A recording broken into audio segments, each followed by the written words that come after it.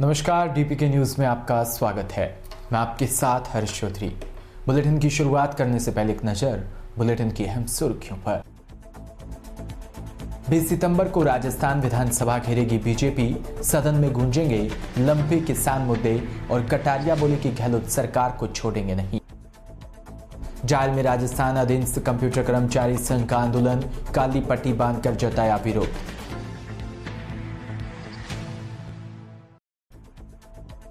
तिवरी में ब्लॉक स्तरीय राजीव गांधी ग्रामीण ओलंपिक प्रतियोगिता का हुआ समापन। क्रिकेट में तिवरी व कबड्डी में रजासनी ने मारी बाजी। और खबरें विस्तार से। 19 सितंबर से शुरू हो रहे राजस्थान विधानसभा सत्र के दौरान सदन के अंदर और बाहर बीजेपी गहलोत सरकार को कृषि, पशुपालन और गायों के मुद्दों पर जमकर घेरेगी। किसान और गौमाता के जरिए बीजेपी एक बड़ा आंदोलन चलाकर सरकार को बैकफुट पर लाना चाहती है। सत्र की बैठक शुरू होने के अगले ही दिन 20 सितंबर को बीजेपी विधानसभा का घेराव करेगी। साथ ही सदन के अंदर बीजेपी विधायक स्थगन के जरिए लंपी डिजीज से गायों की मौत और मुआवजे का मुद्दा उठाने की तैयारी में है। राजस्थान में गौवंश में फैली लंपी वायरस स्किन डिजीज से गायों की मौत और मुआवजे के मुद्दे पर यह घेराव होगा। गहलोत सरकार पर इस बीमारी से निपटने में फेलियर होने का आरोप लगाते हुए बीजेपी ने विरोध प्रदर्शन का प्लान भी किया है। नागौर से खबर, जहां जायल में 3600 ग्रेड पे सहित 7 सूत्रीय मांगों को लेकर राजस्थान अधीनस्थ कंप्यूटर कर्मचारी संघ ने आज पहले चरण में सूचना सहायक और सहायक प्रोग्रामरों ने ऑफिशियल व्हाट्सएप ग्रुप को छोड़कर आज काली पट्टी बांधकर विरोध जताया। प्रदेश स्तरीय कंप्यूटर कर्मचारी संघ द्वारा वादा खिलाफी आंदोलन का भी ऐलान कर दिया। 3600 ग्रेड पे सहित 7 सूत्री मांगों को लेकर राजस्थान अधीनस्थ कंप्यूटर कर्मचारी संघ ने पहले चरण में सूचना सहायक और सहायक प्रोग्रामरों ने ऑफिशियल व्हाट्सएप ग्रुप को छोड़ा और काली पट्टी बांधकर सूचना व प्रौद्योगिकी राजीव गांधी सूचना केंद्र के सामने प्रदर्शन किया।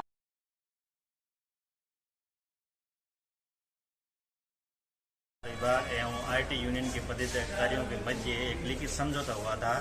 समझौते में हमारी 7 सूत्रीय मांगे थी। प्रमुख मांग ये थी कि सभी सूचना सहायकों का ग्रेड पे 3600 किया जाए और सहायक प्रोग्रामर का 4200 किया जाए।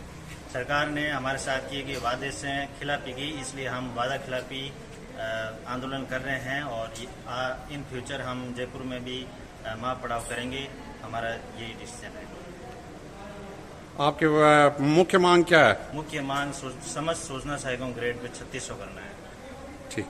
राजधानी जयपुर से खबर, जहां विश्व जागृति मिशन के संस्थापक सुधांशु महाराज के आशीर्वाद से जयपुर स्थित सोमेश्वर महादेव मंदिर का शिलान्यास व प्राण प्रतिष्ठा परम पूज्य गुरुदेव के कर कमलों के द्वारा किया गया था। इसी स्थान पर आज कलश यात्रा निकाली गई, जिसमें सैकड़ों महिलाओं ने पीली वेशभूषा पहनकर अपने सर पर कलश रखकर इसमें बढ़ चढ़कर भाग लिया। आदर्श नगर में 20 दुकान के पास सोमेश्वर महादेव मंदिर के प्रांगण से विभिन्न झांकियों से सजाए हुए रथों और रिक्शों के व बैंड बाजे के साथ कलश यात्रा प्रारंभ की गई। कलश यात्रा पूरे आदर्श नगर में घुमाई गई और मंदिर के प्रांगण में आकर उसे समाप्त किया गया। इसके पश्चात गुरुदेव के आशीर्वाद से ही श्रीमद् भागवत कथा का शुभारंभ भी आज से ही किया गया, जिसमें गुरुदेव के परम शिष्य व कुलदीप जी पांडे के कथा पोथी की पूजा व नवग्रह की पूजा गणेश वंदना के साथ प्रारंभ की गई। ये कथा 3 बजे से 6 बजे तक प्रतिदिन 16 सितंबर से 22 सितंबर तक चलेगी और 23 तारीख को पूर्ण आहुति के साथ समापन किया जाएगा। अंत में भंडारा प्रसादी का विशाल आयोजन निःशुल्क होगा। सभी इसमें आमंत्रित करने के लिए निवेदन भी किया और कार्यकारिणी सदस्यों ने किया है। इसी साथ कथा का आयोजन मदन लाल अग्रवाल के नेतृत्व में विश्व जागृति मिशन के द्वारा किया जा रहा है, जिसमें मुख्य यजमान श्रीमती इंदु व श्री हेम कुमार भार्गव के सहयोग से व सभी के सहयोग से इस कथा का आयोजन किया जा रहा है।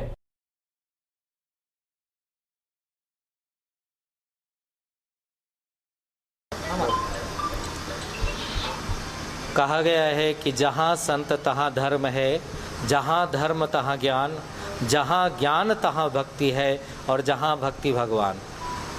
हमारे जीवन की यात्रा संत के माध्यम से यदि प्रारंभ होती है तो निश्चित रूप से जो आखिरी कड़ी है भगवंत की, क्योंकि 3 ही चीज़ें कही गई हैं संसार में, या संत के चरण, या ग्रंथ को अपना लें जीवन में, और या भगवान के चरण आप पकड़ लें। ये 3 अगर चीज़ें हमें प्राप्त हो जाती हैं तो निश्चित रूप से जीव का आना सफल हो जाता है और जीव का इस जग में जन्म लेना सफल हो जाता है। हम सबका बड़ा सौभाग्य है कि विश्वविख्यात परम संत परम पूज्य श्री सुधांशु जी महाराज जी का जयपुर में पदार्पण हो रहा है 23 तारीख को, और लाखों नहीं करोड़ों लोगों को उन्होंने सन्मार्ग के पथ पर चलना सिखाया है। उनकी ओजस्वी वाणी के द्वारा और गूढ़ से गूढ़ ज्ञान जो उन्होंने सरल भाषा में जनमानस को दिया है, इसीलिए पूरा जनमानस उनको नतमस्तक करता है, उनको प्रणाम करता है। और वास्तव में संत का यही लक्षण भी होना चाहिए कि जहाँ सरलता है, हमारे परम पूज्य श्री सुधांशु जी महाराज में पग पग पर सरलता दिखाई देती है, और इसी सरलता के कारण से आज पूरा जयपुर मंडल उनके आगमन की प्रतीक्षा कर रहा है। निश्चित रूप से वो शुभ घड़ी कुछ ही दिनों में हम सबके सामने प्रस्तुत होने वाली है, जिसका हम सबको बड़ी बेसब्री से इंतजार है। उसके पूर्व में ये श्रीमद् भागवत कथा का आयोजन किया गया है ताकि सभी लोग भक्त लोग यहाँ पर इसका आनंद ले सकें, और परम पूज्य महाराज जी की आगमन की तैयारी हम सब लोग यहाँ पर कर सकें। हरिओम। ये 7 दिन की श्रीमद् भागवत कथा का आयोजन किया गया है, जो 16 तारीख से लेकर के 22 तारीख तक चलेगी। 23 तारीख का हवन और भंडारे के साथ में दोपहर में इसका समापन होगा। परम पूज्य सद्गुरुदेव श्री सुधांशु जी महाराज जी का 23 तारीख में जयपुर में पदार्पण होगा, और शाम का कार्यक्रम उनका ऑडिटोरियम में है, जो कि हम सभी लोग उसका आनंद लेंगे, श्रवण करेंगे। सब क्या कार्यक्रम था आज हमें थोड़ा बताइए। आज गुरु महाराज के आशीर्वाद से आज सबका कथा का आयोजन आज से चालू किया गया है। तो कथा के बाद में क्या कलश यात्रा कितनी महिलाएं भाग ले रही, कैसे क्या? कलश यात्रा तो पहले हो चुकी, कलश यात्रा में महिलाएं थी, 40-50 महिलाएं थी, कथा यात्रा हो चुकी।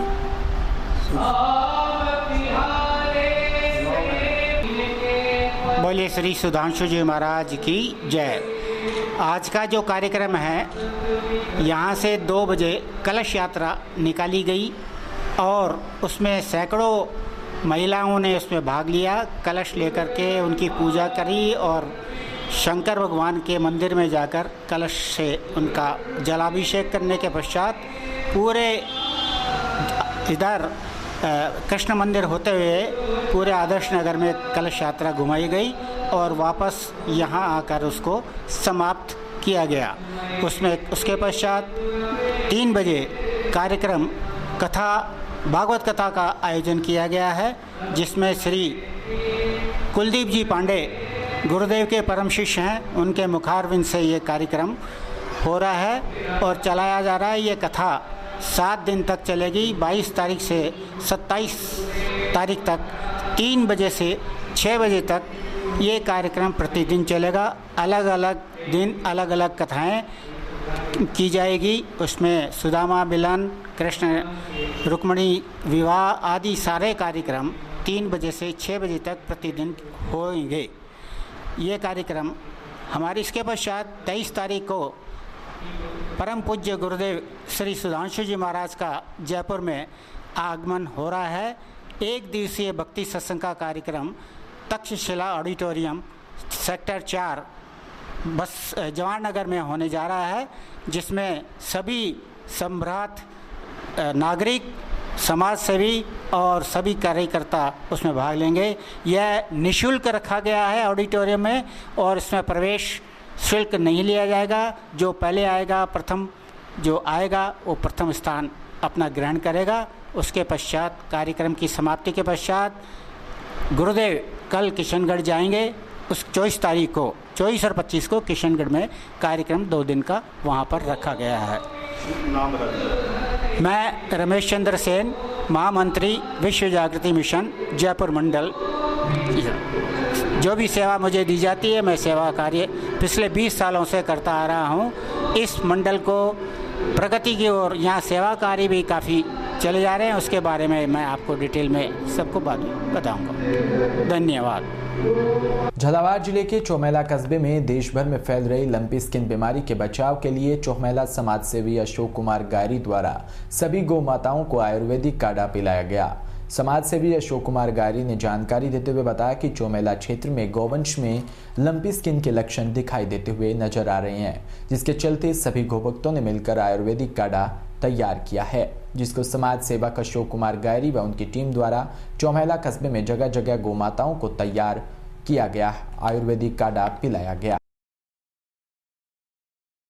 बाराख से खबर, जहां राजस्थान राज्य भारत स्काउट व गाइड स्थानीय संघ छिपा बड़ौद की ओर से आयोजित तृतीय सोपान राज्य पुरस्कार व जम्बूरी तैयार शिविर के चतुर्थ दिवस का ध्वजारोहण रामपाल शर्मा थानाधिकारी हरनवदास शाह जी के द्वारा किया गया।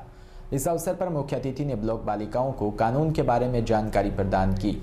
इसके अतिरिक्त अपने पूर्व जीवन में स्काउट के रूप में उन्होंने भी विद्यार्थी जीवन व्यतीत किया, अनुभव शेयर किए। इस अवसर पर थानाधिकारी ने स्काउट गाइड आंदोलन से जुड़े हुए सभी कर्मचारियों को अच्छी सेवाओं के लिए सम्मान पत्र प्रदान भी किए। टिहरी में राजीव गांधी ग्रामीण ओलंपिक के ब्लॉक स्तरीय प्रतियोगिता के अंतिम दिन विभिन्न फाइनल रोचक मुकाबले हुए। प्रतियोगिता के प्रभारी अतिरिक्त मुख्य ब्लॉक शिक्षा अधिकारी द्वितीय जगदीश सिंह सारण ने बताया कि अंतिम दिन क्रिकेट के पुरुष वर्ग के फाइनल मुकाबले में टेवरी ने बड़ला बासनी को व महिला वर्ग में भैंसरे चामंडिया वाली ने बिजवाड़िया को हराया। वहीं पुरुष वर्ग कबड्डी मुकाबले में रजासनी ने मंडियाई खुर्द को व महिला वर्ग में गगाड़ी ने बड़ा कोटिचा को हराया। खो खो मैच में भैंसरे चामंडियाली ने रामपुर भटियान को हराया।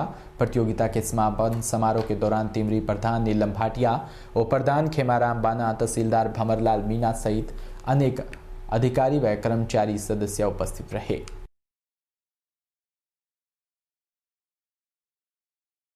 जोधपुर के एक निजी स्कूल में पढ़ने वाले दो छात्रों के बीच मारपीट इस हद तक बढ़ी कि 11वीं क्लास के छात्र की जिंदगी चली गई।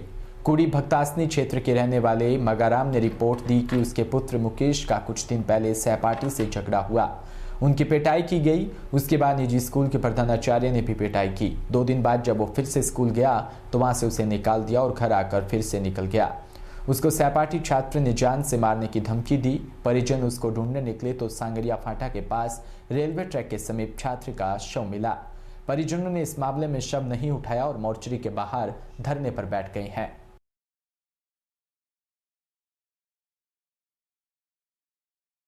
मग्गारा में दिनांक 14/9 को रात्रि 11 बजे थाने उपस्थित रिपोर्ट दी थी कि उसका बेटा मुकेश परमार, जो कि मयूर स्कूल पढ़ता है 11वीं क्लास में, वो सुबह स्कूल गया था। प्रिंसिपल साहब ने इसका मोबाइल जब्त कर लिया और फिर पिताजी बुलाने लगा था, उसके घर आया और घर से वापस निकल गया और फिर थाने घर पर नहीं आया।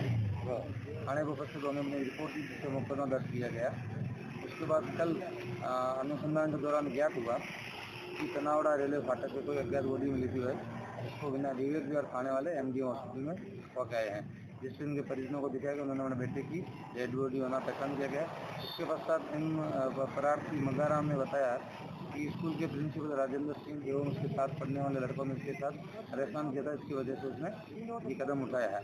इस संबंध में अभी डेड बॉडी एमडी हॉस्पिटल में है, मोर्चरी में है और उच्च अधिकारी मौजूद हैं और वो ये मांग कर रहे हैं, लेकिन इसको समय समय आश्वासन दिया गया। में मयूर स्कूल है और मेरे को प्रिंसिपल और एक बाकर करके लड़का है, उसके ऊपर शक है। उसको 5 दिन पहले उसको पीटा था। प्रिंसिपल उस बात को छुपा रहा है क्या, और 5 दिनों से उसको मेरे मुकेश पुत्र दिनेश को बताया कि ये लड़के को पीटा था। वो जब पता चला तो वो क्या हुआ, फिर वो क्या स्कूल में आया तो घर आके कपड़ा चेंज करके और वो निकल गया।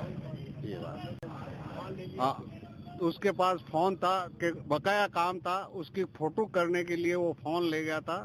14 तारीख को 7 बजे स्कूल गया, जब घर पर एक घर में फोन रहता है वो ले गया था। जो मैडम है कोई क्लास टीचर, उसने वो फोन प्राप्त करके प्रिंसिपल को दे दिया। प्रिंसिपल 10 बजे उसको मुकेश को बोला तेरे पापा को लेके आ, जब ये फोन मिलेगा नहीं तो नहीं मिलेगा। मेरे पापा तो वहाँ सिक्योरिटी गार्ड में ड्यूटी करते, वहाँ गए हुए। तो फिर मेरे लड़के को फोन किया दिनेश को, वो शाम को 7 बजे जाके लेके आया। फिर हम लोगों ने इधर उधर देखा, कहीं मिला नहीं, तो रात को 11 बजे पुलिस में रिपोर्ट करवाई। ना तो स्कूल वालों ने जाके थाने में बताया कि भाई हमारे यहाँ बच्चा गुम हो गया है, ना थाने वालों ने हमारे को आके पूछा, ना कहीं पूछताछ की। और अब वो और बॉडी वहाँ मिली, बच्चे ने किसी इधर उधर स्टाफ से और वहाँ रोड पर जाकर वहाँ रेलवे ट्रैक पर देखा। ना कुड़ी थाने ने कार्रवाई की, ना विवेक विहार थाने ने उधर वो बॉडी प्राप्त हुई जो उन्होंने सीधा यहाँ एमडीएफ में भेजी। अब आपका क्या कहना है? मेरा ये कहना है प्रिंसिपल को और वो भाकर लड़का है उनको अरेस्ट किया जाए और उनको पूछा जाए कि कौन कौन लड़के हैं, कौन कौन उसके दोस्त है, क्यों किस कारण से पीटा था। ये बात प्रिंसिपल भी छुपा रहा है और वो सोरा भाकर भी छुपा रहा है। क्या नाम आपका? मेरा नाम मग्गाराम मेघवाल है।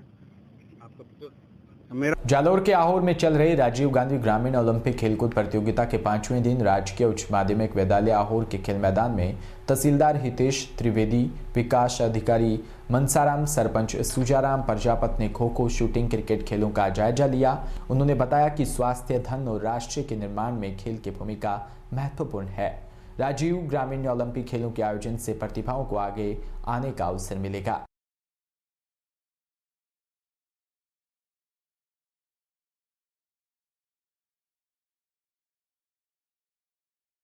कार्यक्रम सभी बच्चों को और ग्रामीण और सभी के सहयोग से कि सभी बच्चे और ग्रामीण सब एक साथ खेलते हुए और खेलों को खेल की भावना से खेलते हुए हम यहाँ आज इस मुकाम तक पहुँचे हैं। सुबह मैंने क्रिकेट का जो मैच हो रहा था उसका शुभारंभ भी करवाया था। फाइनल मैच था हरजी और बोर्डा के बीच में, और अभी बालिकाएं जो हैं खो खो के क्वार्टर फाइनल खेल रही हैं और सामने ही वॉलीबॉल के 2 ग्राउंड है, वहाँ पर क्वार्टर फाइनल जो है वॉलीबॉल के भी, शूटिंग के भी हो रहे हैं।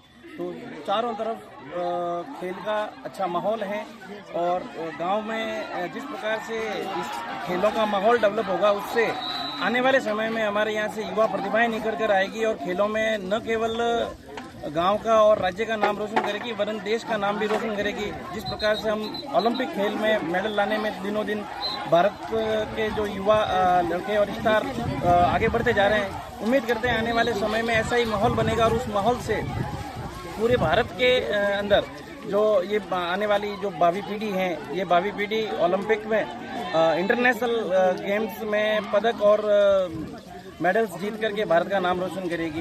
इसके लिए हम सभी मुस्तैद हैं। हमारे यहाँ पर अच्छी व्यवस्थाएं हो रही हैं और किसी भी प्रकार के कोई भी मनमुटाव के बगैर अच्छे सौहार्दपूर्ण वातावरण में जो है खेलों का आयोजन हो रहा है। इसके लिए हमारी पूरी टीम को साधुवाद, धन्यवाद। प्रधानाचार्य जी जो इस खेलों के बारे में अपनी राय बताएंगे। प्रधानाचार्य अनुपम कुमार, मैं यहाँ के स्थानीय जो राजकीय उच्च माध्यमिक विद्यालय आहोर है जिसे मैन जसवंत सिंह जी। श्रीमाधोपुर से खबर, जहां विधानसभा के युवा नेता व भामाशाह बलराम यादव ने पेलिका जोहड़ में बालाजी गौशाला समिति का निरीक्षण किया। गौशाला में लंपी बीमारी से ग्रसित गायों की जानकारी मिलने पर गायों को औषधि से बने लड्डू खिलाए व दवा का छिड़काव किया। यादव ने मौके पर पशु चिकित्सा विभाग के डॉक्टर संतोष यादव व डॉक्टर राजू मीणा को बुलाकर गायों का इलाज भी करवाया। युवा नेता बलराम यादव ने कहा कि अगर मेरी विधानसभा में किसी भी गौशाला में लंपी से ग्रसित गायों की सहायता संबंधित कोई जरूरत पड़ी तो मैं और मेरी टीम हमेशा उनके साथ खड़े रहेंगे। इसी के साथ बुलेटिन इतना ही। नमस्कार।